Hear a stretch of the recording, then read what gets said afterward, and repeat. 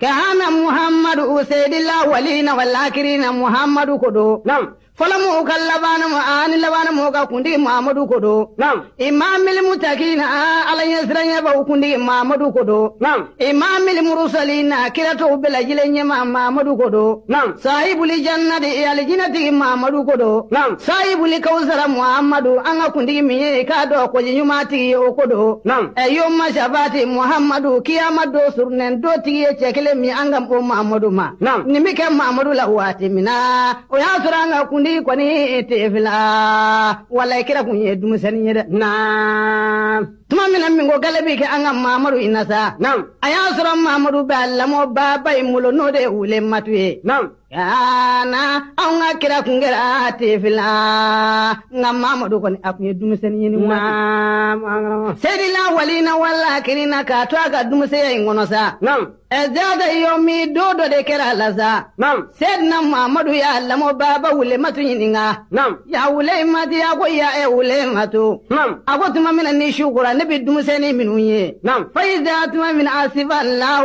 ni dugu jira wati mina Nam. ne ko ndo dumusengini yede Nam. ya umi ya ko ya nebba Nam.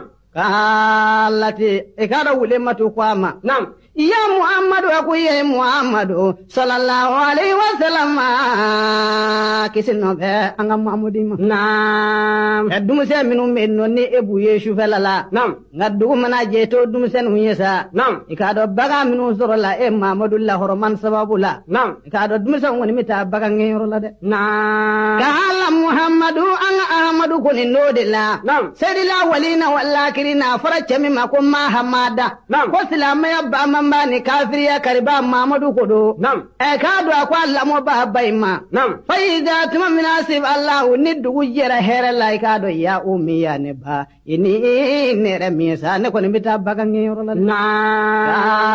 Allah ti Nam. baya